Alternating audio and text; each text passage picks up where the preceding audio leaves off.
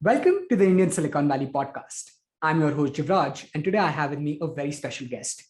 Joining me, the CTO of Atlassian, Sri Viswanath.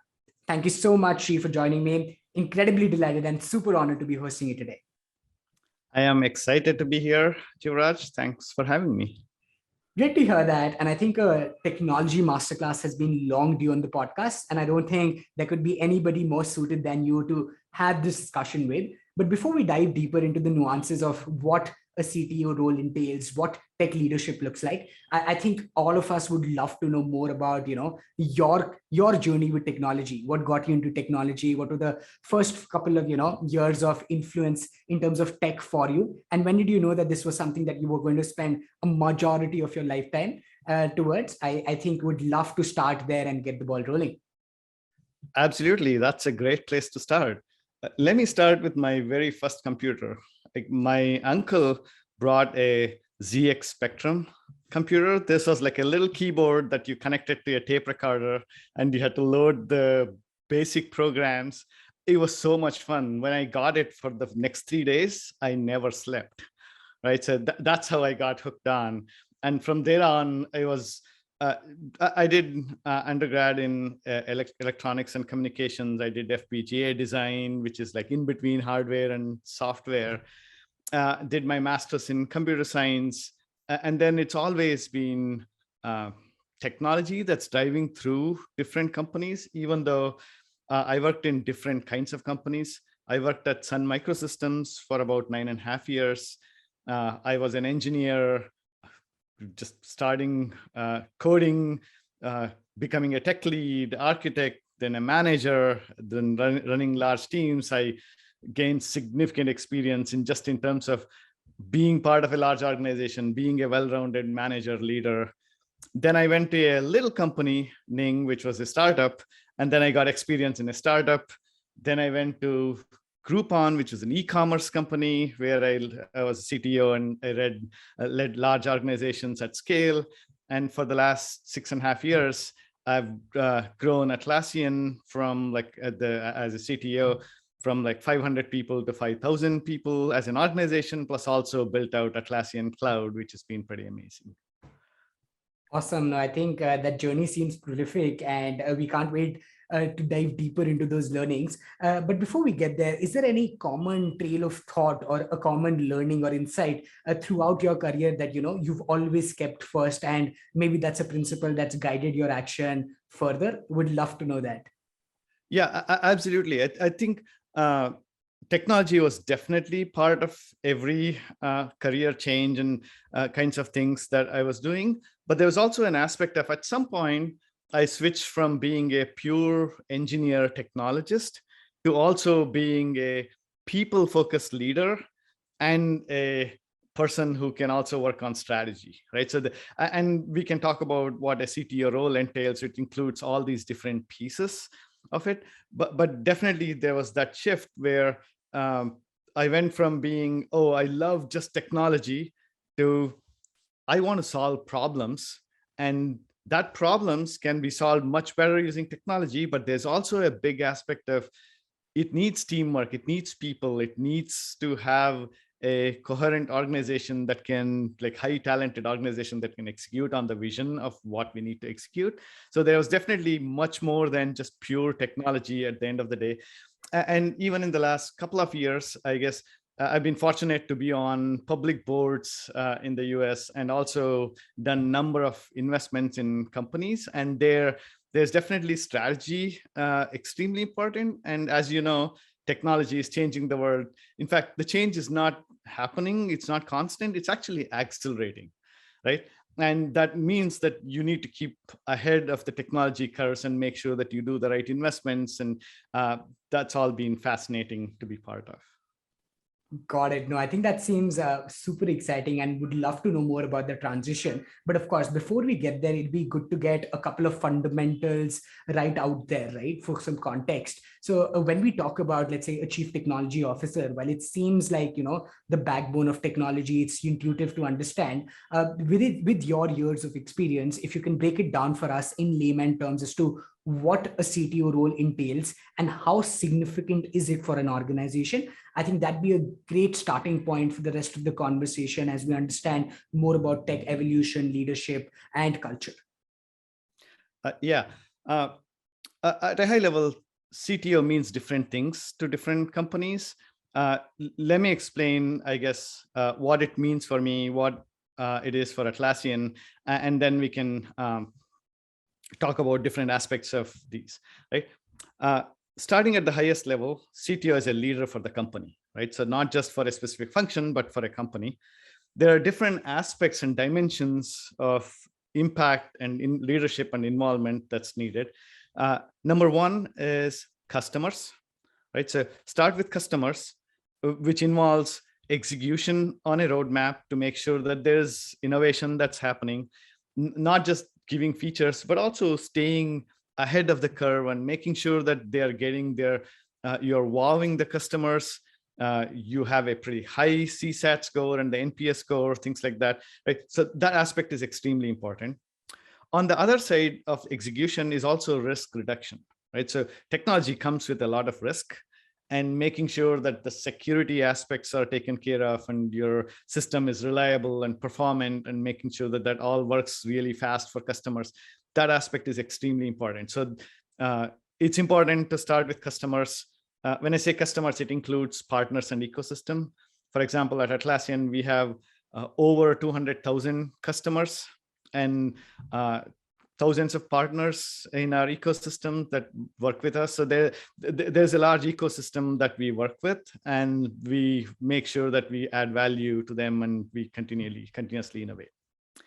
Second is being part of the leadership team to define technology strategy, making sure that it fits into the company strategy, and also, I guess, to be able to work with CEO to make sure that all the latest technology, there is a direction in which the company is going, since technology is changing every company in the market. And one aspect to that is the concept of platform thinking, right? It's not just solving a point problem, but you're trying to think more holistically and thinking, how do we build a platform that can help just this use case, but also 10 other use cases that comes after. So that aspect of company tech strategy is important. Then the other very important aspect that's super close to my heart is the people leadership aspect. It involves all the way from building the organization, hiring people, making sure that you have high talent and keeping the high bar, caring, growing, mentoring people, having the right org design to be able to execute and on the strategy and value for the customers. So that aspect is extremely important. And the last piece is on practices and processes, right? So there are different ways of setting up practice and processes. I believe in setting up a bottoms-up process and making sure that people have autonomy and they can run fast and things like that. But just creating all the processes around engineering, making sure that they can move fast. Also on the people side of process, like promotion process and mentoring process, and making sure that people can grow. So there's all the aspects and dimension of people, processes, practices and processes. If you take all this thing, the characteristics that's important for a CTO is what I call systems thinking, right? Not just looking at a single dimension or single problem, but thinking more holistically. In fact, for viewers and readers, I guess, there's an awesome book called Thinking in Systems, which I really love, by Donella Meadows. Strongly recommend it. Definitely something that people should read. It's very great read.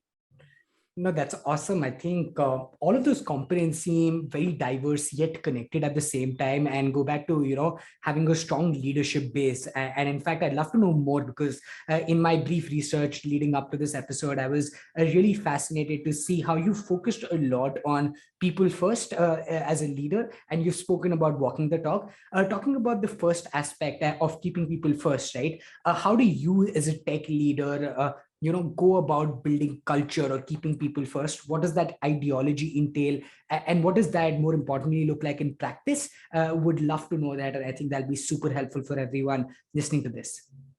Yeah. Yeah, my approach is people first approach, right? That's how I orient everything. Uh, it starts with getting the right people on the bus, right? And making sure that you have systems around it. If it's a smaller company, then you personally are involved to make sure that you can get people on the bus. When it's a large organization, then you need to set systems and processes in place to make sure that you have the right things. Then you set the direction, right? As a leader, your goal is to set a direction, make sure that they know what they are trying to achieve, and then you get out of the way, right? You give them autonomy and have them execute on it. And to be able to do that, you need to have the right culture, right? So the culture aspect is extremely important. I'm fortunate to work at Atlassian. We have an amazing culture, amazing values. A couple of values, I guess, that plays out every day is play as a team and open company, no bullshit. Like those two combined, it goes extremely well in terms of just bringing people together, having transparency, and making sure that they all work together extremely well. Like that aspect of open and transparent culture is very important to have a people-led culture, so that if you're not driving top down and if you're actually letting them do things, then you need to have structures in place so that you can actually succeed. And the third thing to succeed in longer term is to have this notion of continuous learning, right? And that's what takes you to the next level. Because if you're continuously learning as an organization and you don't point mistakes on people, because if you look at it from a higher level, systems is what causes mistakes and incidents, not people, right? So if you take that lens and viewpoint, then you can build the system so that they are robust and they avoid people making mistakes, so that you can trust people and let them go as fast as they can. Got it. No, I think that's super powerful. And, taking that lens, I guess, requires a lot of maturity and the right culture. I want to double click on culture, right? Looking at a large component of how Atlassian is built and how it's scaled. Talk to us about some of those components of maybe building a bottoms up culture, maybe building something that's so decentralized and also allows for a lot of autonomy and a lot of process, right? Keeping that balance, I'm guessing, must be important. So if you can double click on some of those culture aspects, especially in the tech side of the organization, I think that would be super helpful. Yeah, absolutely. Let me pick some specific use cases and I'll talk about them. Let me start with people and culture aspect. Atlassian has this program called Ship It, which is a hackathon, which we run every quarter, every 6 months. And it's a company-wide thing. It's not just for engineering or the product engineering org, but it's for the whole company. And the goal here is for different people, and it's extremely important, especially in this remote world when people are not seeing each other, to build these connections. And we run this Ship It so that random people can come together and can work on an innovative problem solution for a day and present it to the whole company. Right? And we have rewired it so that it's completely asynchronous in this remote world, so we can make it scalable as an organization.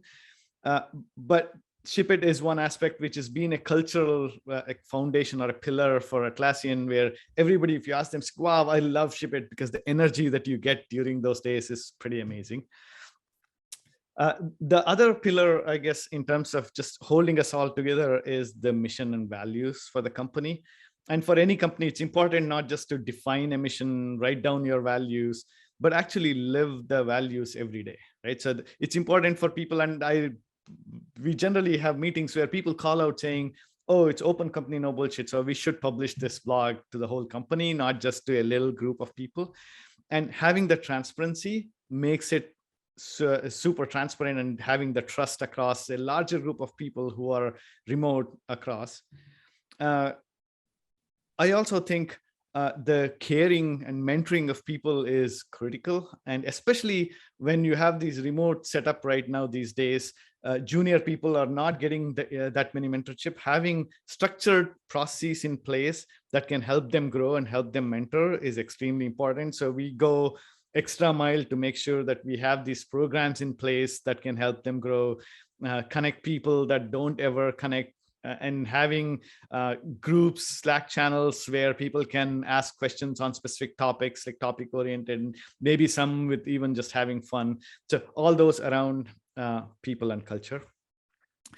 There are a number of things to make it autonomous.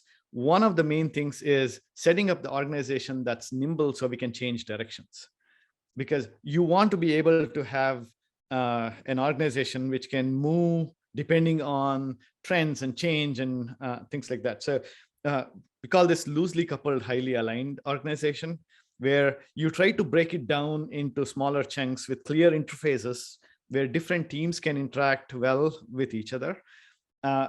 They may be co-located in a region. We went completely remote. In fact, we want to be remote in terms of people can be anywhere and can work anywhere.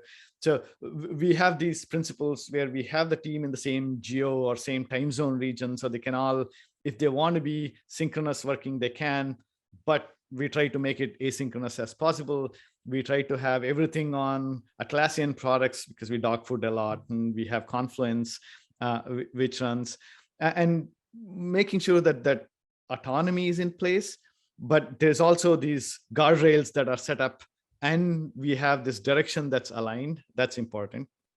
And to align with directions, we have goals set up at the company level. We call it OKRs. It's a standard objective key result mechanism that we use at the company level, but it also ladders down into different teams so that they all know that these are the, let's say, 10 most important things that we are trying to achieve as a company. And everybody aligns to that as an organization, but they also have freedom to figure out how to do it and what speed they have to do it.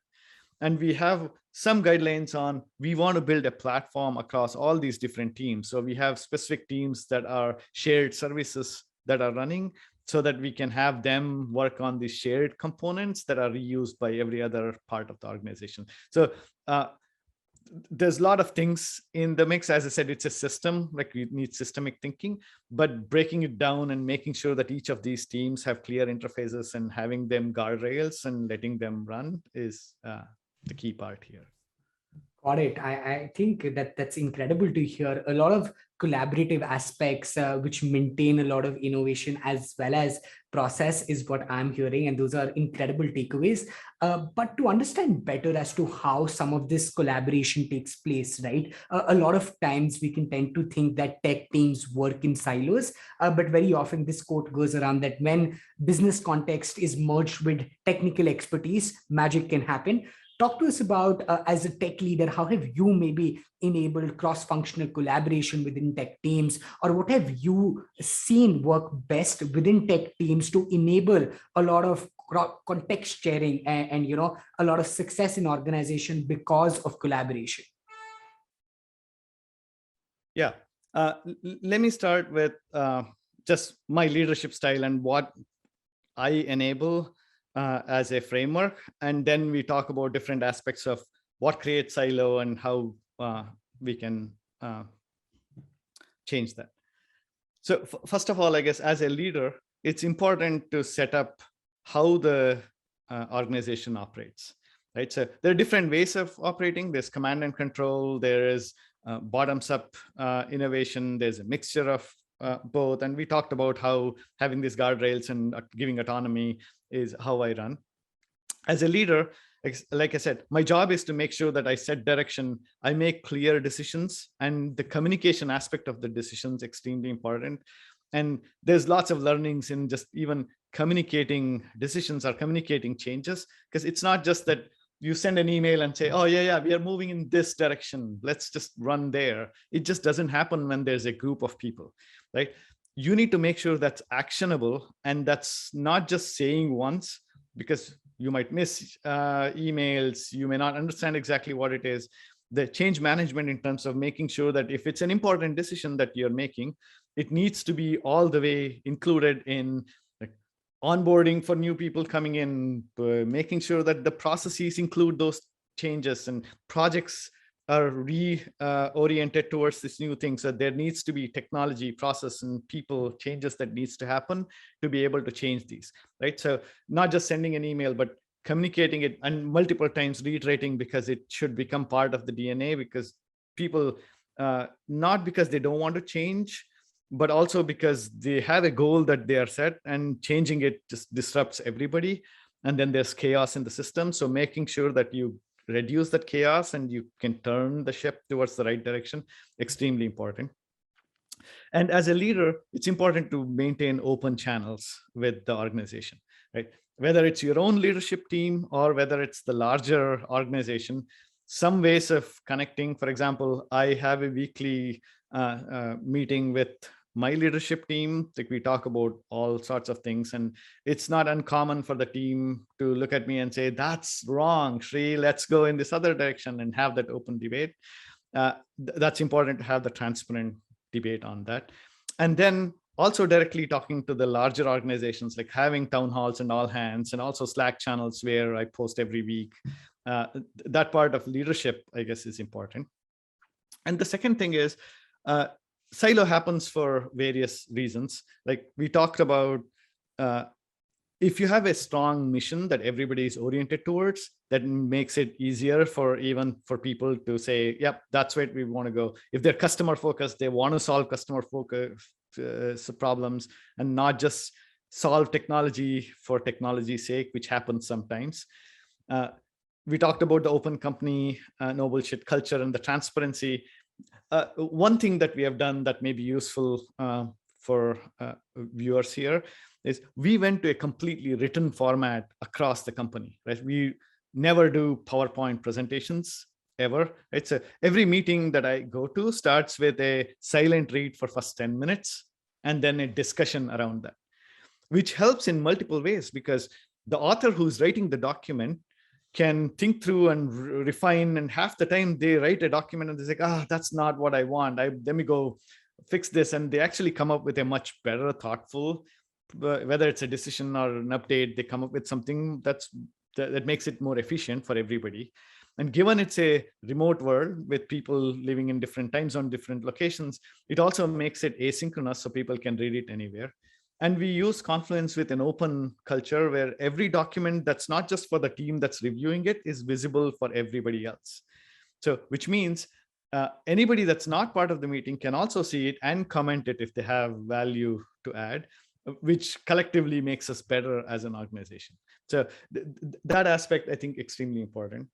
And the other thing to prevent tech silos is around just connecting people on the social side, right? Having fun, making connections, having social events. Ship It hackathon that I said is one aspect of it, but we also do a number of other things where people get together for things. That is one of the best things, I guess, just in terms of building strong connections and building trust across organization. And that helps build silos, not just inside engineering organizations, not just inside product and design and engineering that generally work closely together, but also with the rest of the organization. So it's cross-pollinating is important. And to enable cross-pollination, one of the things that we have done, and I strongly encourage, is the internal mobility. Like, having a program that proactively, if people are in the same job for, let's say, 2.5 years, 3 years, encourage them to give training if they want to go to the next level or to a different role, to enable them secondments and to make sure that they can work in different areas so they are well-rounded, but they also take learnings from one area to the other, and it breaks down the silos quite effectively. Got it. I think that's awesome to hear, Shri. Thanks for sharing that, because I think there's a lot of intricate process built in that enables for a thriving culture, and that seems to be really wonderful.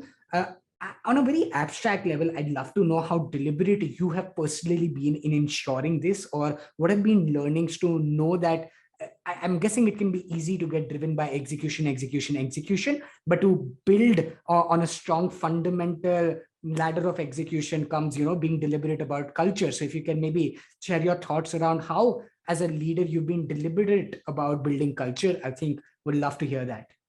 Yeah. So it's very important to have common practices, language, terminology, principles across the organization. So one of the things that I did was we spent a lot of time on figuring out what are the principles for my organization, right? And we came up with 4 things that we listed, and we talked about this so that people can align.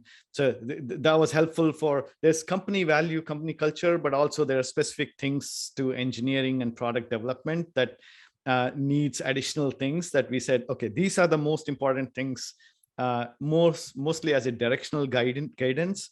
So we listed those. So that really helped.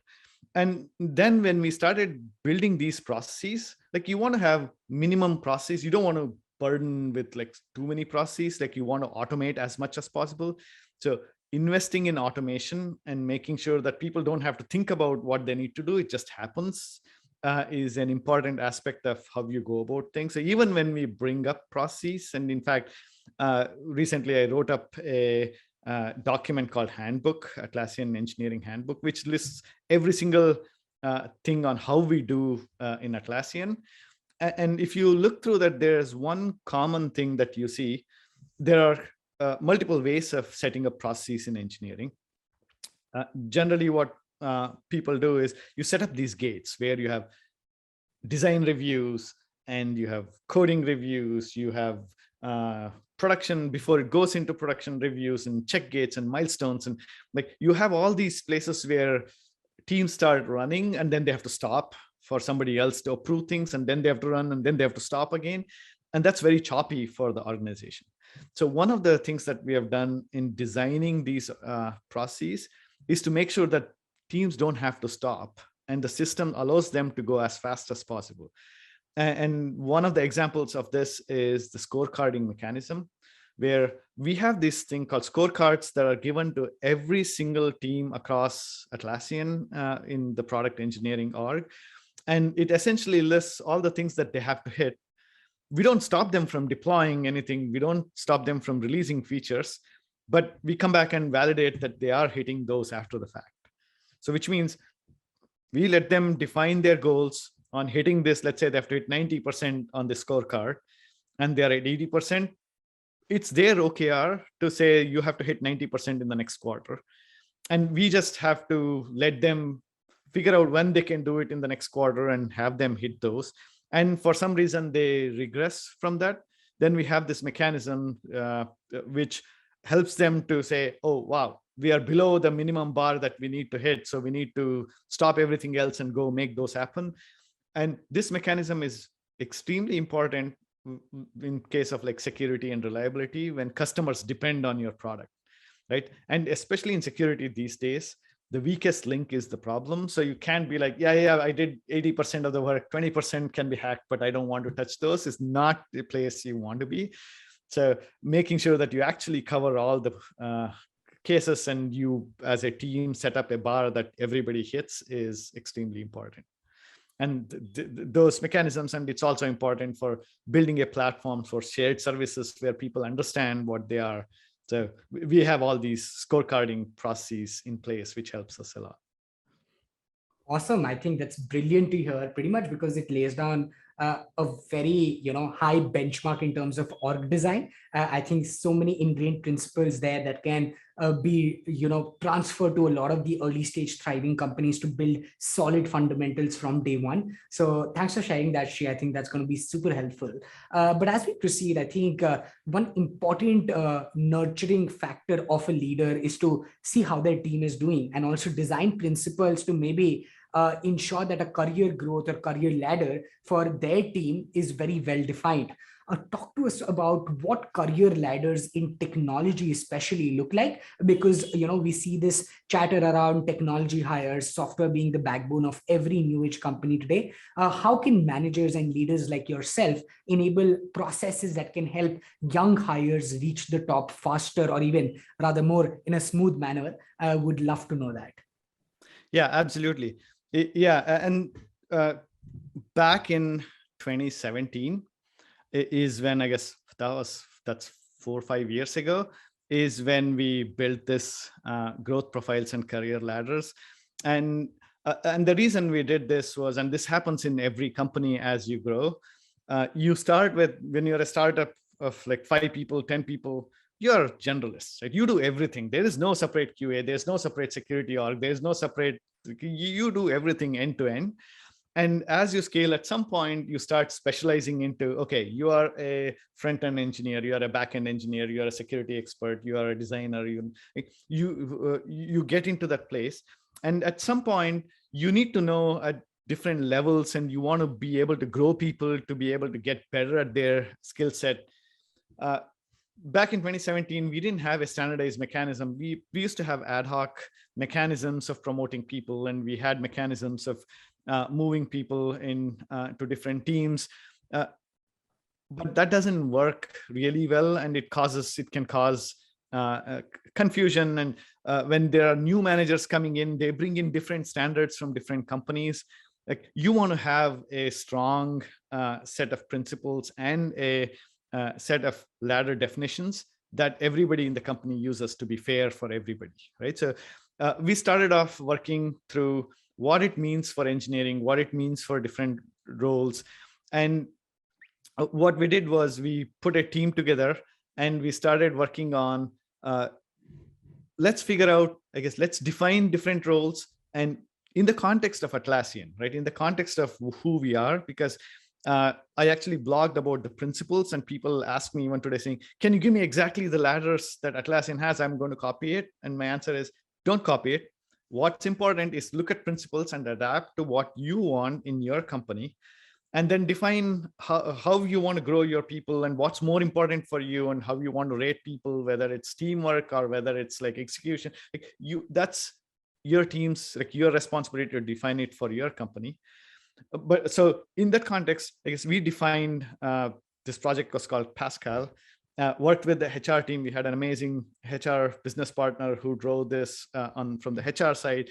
And we defined these different ladders, both on the management track and the engineering track, right? And it's extremely important to have the IC track and the manager track be parallel, so that people don't feel like at some point, oh, to grow in my career, it happens a lot, right?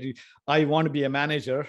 Like, we need to make sure that even as an engineer, as a product manager, you don't have to manage people to be able to make the impact at the highest levels, right? So we had to define the laddering, and that becomes the core backbone of how your people processes run. Because from that, you hang off things like mentoring programs, right? So you can figure out who needs to mentor who, and how you promote people, and how do you move people from IC to management track. Because not everybody might think that, oh, I want to be a manager, but they may not like to be a manager. So having this, saying this is what a manager needs to do, and that's what it is, and giving them a program around it to say, and we have this called apprentice manager program, where an individual contributor who wants to be a manager can try it out for 6 months. And at the end, we actually let them know, saying, this is what you're doing great. These are the holes that you have. And they, in many cases, they're like, wow, I tried this. I'm glad I tried this. I don't want to be a manager. It's so much hassle. I want to go back to be an individual contributor. And that's a good thing, because you don't want them failing on the job, and you want them to be happy. So, and that all hangs off of this career ladder growth profiles that we have. And zoom forward, I guess today we have it rolled out across the company, across engineering, and it's become the backbone. Like I said, there's like all these processes. We have this promo panels, and we have calibrator roles and things like that, that all hangs off of this, which becomes the core part. I'm glad we did that 4 or 5 years ago. Lots of learnings in this too, right? So two things that I would love to highlight, that if anybody is trying to do this, first of all, it's extremely important to do it right. So think through, spend enough time, and make sure you do it. The second aspect, I guess, that's even more important, is to take your time to roll this out to the org, right? You can't just say, here's how you measure from tomorrow, right? It just doesn't work. Like I said, change management is important, but especially on the people changes, when it touches them, saying, this is how I need to get promoted. You need to take your time to pilot it in a smaller group, make sure you have champions, and have them explain to the larger org, because it's personal, it touches people. And they're like, wait, I thought I was a senior manager. It says I'm just a manager. How do I, like, it gets to ingrain. So that I think is important for us for the organization, the leadership to take time to get it right and roll it out right. Got it. No, I think again, this is very, very helpful in terms of principles that can be replicated in some shape or form. And as you rightly mentioned, principles to take inspiration from rather than, completely copy or sort. So I think super helpful. And I think you've alluded a couple of times to the writing that she has. And I can testify that with the little understanding I have about technology, those are super helpful. And I'm going to put it on the description so that anybody who wants to refer to his writings, which are transparently out there, can refer to it and go back and forth. But moving further, I think we've spoken about, the technical aspects of the job as a leader and about the culture of tech roles. I'd love to go to the qualitative aspects of what this job entails and what this role has to offer, right? So if you can maybe tell us as to how your qualitative journey has evolved over time, especially as you have scaled as a technology leader back from when you started to who you are right now. I think that would be super interesting for young engineers and experienced ones alike to understand and learn from your journey further. So would love to know that. Yeah, absolutely. So let me take some time to explain. There are some things where I took a lot of risk in moving from different roles to other roles. In some cases, it wasn't planned. Some cases, it was planned. So if you look at, it wasn't like I designed this is the career that I wanted to take, but every time I guess there are several aspects of what makes me choose these things, but we can get to that afterwards. So if I zoom all the way back, I spent a lot of time in Sun Microsystems, right? Sun Microsystems is where I was an individual contributor, became a manager, right? I still remember, I guess, back in the day when I learned the 101, the basics of management, and not just that you read in books and yeah, these are the kinds of things that you have it on a web page that you read, but actually, how do you care for people? I still vividly remember I was an individual contributor. I wanted to become a manager. We were a team of, let's say, 8 people, I think. And the Star Wars movie was coming out, and the manager is like, oh, we should go to the Star Wars movie. So we all went there. And when we reached there, we bought the tickets and we were like, how many people? It's like 7 people. So we bought the tickets. And then the manager realized, wait a second, where is this other person? And there's like, oh, no. She's not coming. She has to finish this deployment tonight. So she's not going to come in. And he's like, no, that's not it. It's like, if she's not coming, either we are not going or she's coming. So he drove back all the way to bring her back. And then we couldn't buy another ticket. So he sent us all in and he stood outside for the next 2.5 hours, even though that was the premium of like the Star Wars movie. And then after that, we went out for lunch and I was like, why did he do this? Right? He could have just seen the Star Wars, because it was like hyped up movie at that point. This was like early 2000s. And then I realized it's important to have a team as a team and not just like break it out into separate pieces and actually care for people. Right. And I've had a number of mentors grow, I guess, just in different companies, and that's been amazing. And absolutely, Sun was the place where I was like, wow, that's how I want to be a good manager, the basics of management.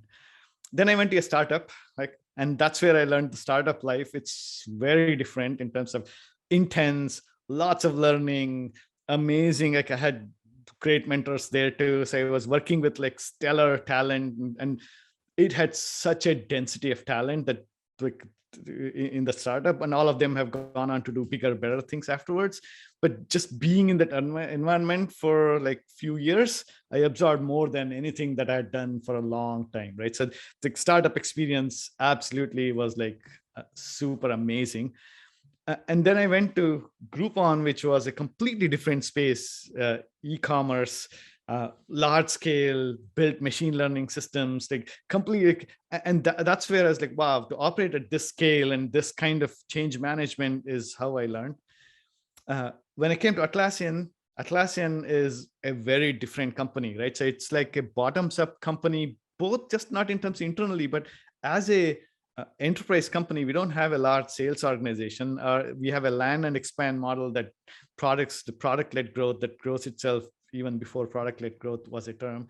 So I've spent last 6.5 years thinking through the strategy of how do you build things, how do you grow the org, and just the aspect of not just the execution piece, like you mentioned, it's also the strategy of how do we do things and how do we do it better, so that it helps us, but also helps the larger world, because we build tools for the larger the world itself.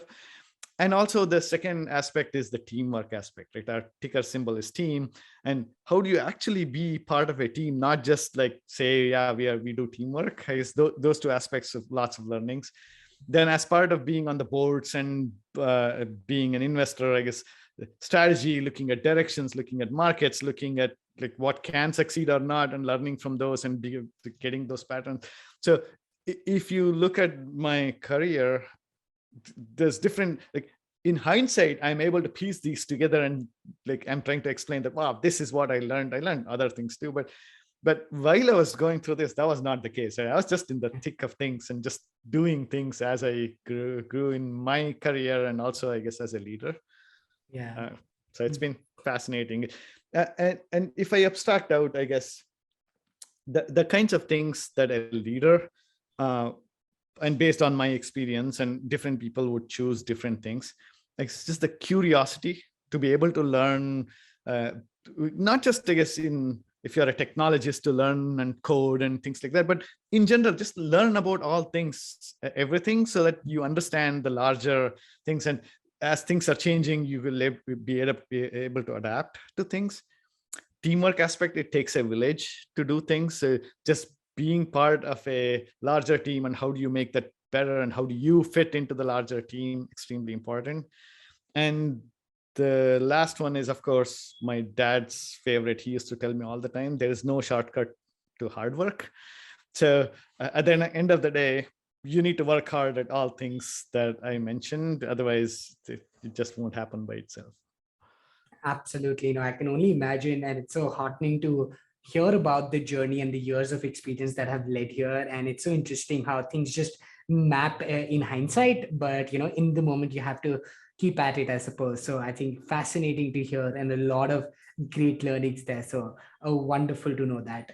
But I think, double clicking very quickly on one of the things that you alluded to, in the moment, making some of those decisions with the responsibility that you had must have been challenging. Now that, so much of what you do as a leader is also decision making, so much of what you do as an investor and the responsibilities you have also includes a lot of decision making. What are some core principles that you utilize in the moment, right? What do these defining moments look like in practicality, and how do you deal with them is something that I think will help a lot of the folks listening in. So yeah, I would love to know that.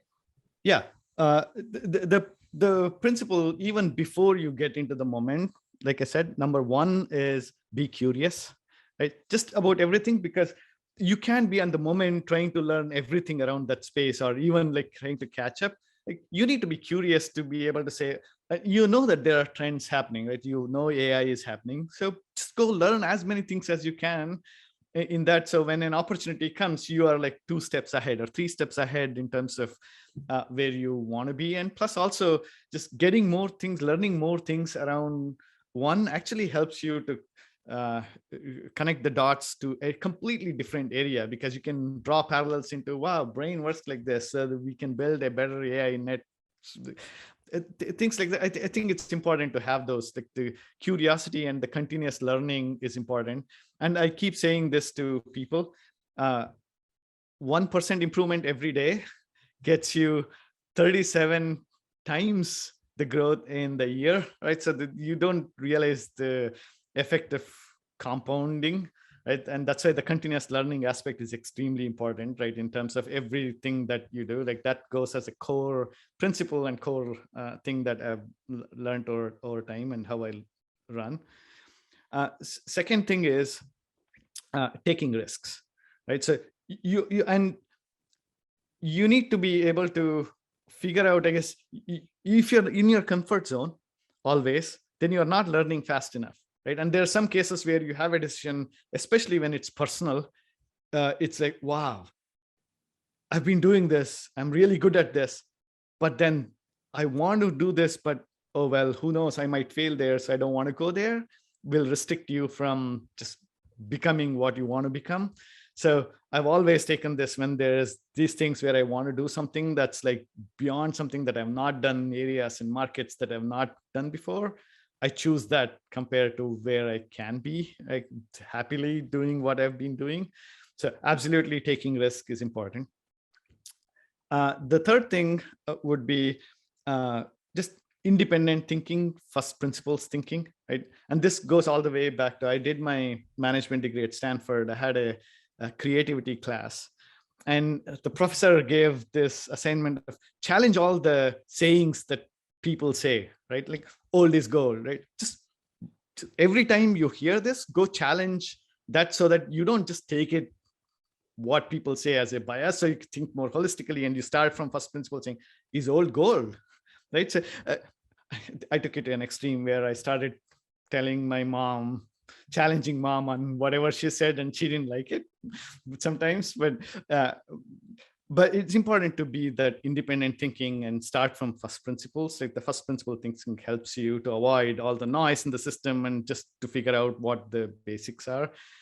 And lastly, is betting on people, right? So it's very important to know how to work with people, and at the end of the day, trust people, right?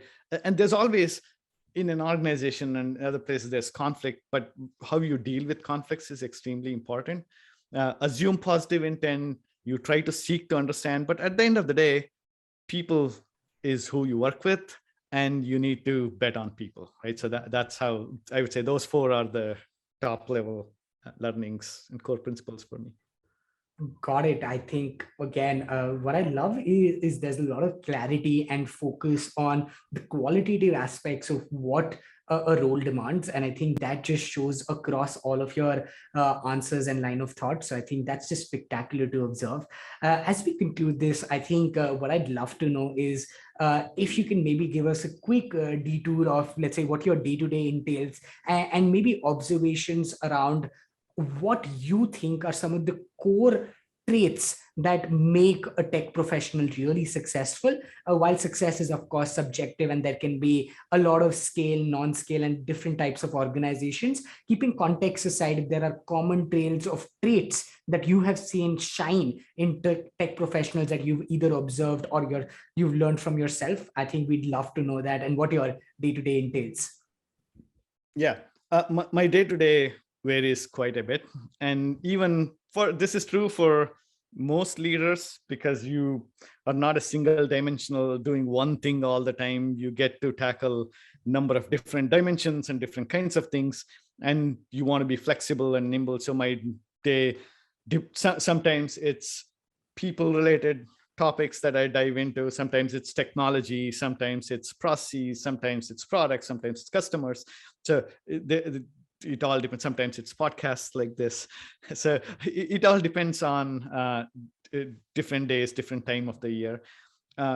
So for the second aspect of what traits are important, so I said for myself, I guess I said curiosity, teamwork, and hard work, like the three things that I think. I think those three are equally applicable for everybody in terms of just be curious, extremely important for a leader, just in terms of this changing world. Working with a larger team, extremely important. I would also add the communication aspect, not just that you're part of the team, good intentions just don't carry it all the way. You need to be able to express it and to be able to action it. That actioning part, extremely important. And then of course, the hard work is something that I truly believe in. Got it. Got it. No, I think it's great to have that reiterated. And of course, I think it applies to everyone alike. So super to hear that. As we close the conversation, Sri, and this has been absolutely wonderful, I'd love to know that if you have any parting thoughts for any young founder listening in, especially as they build out, the tech side and start scaling it to an extent where they hope to reach the scale at which Atlassian is at. What do you recommend are some core fundamentals founders keep in mind before scaling tech organizations? I think that would be a great point to end this wonderful conversation. Yeah, no, that's a great question. People, talent, extremely important. So the first thing, focus on hiring, especially if you're starting out, hiring the first 10 people in the technology side, the engineers. defines the culture of the company, defines the technology core pieces. So spend enough time hiring those first 10 people, like get that right, because that defines the company. Second is start thinking longer term in terms of not just the next immediate milestone, which happens. You have a big vision, but how you translate it into what you build, it can, there's multiple ways of going things. So my recommendation is you need to hit the milestones, critical survival, but how you do things is also important. So it doesn't take too long to start thinking, okay, let's break it down into two different chunks and build it the right way rather than just hacking it. Because, and there's clouds out there that do this, there's services that are available. So it's actually becoming easier, complicated in another sense because you need to piece it all together, but the technology aspect is important. And focus on the culture, because getting the teams to work together, very important, and having these lightweight processes that can help them automate things and making sure that they can execute as fast as they can, and to be able to get that culture in place, super critical.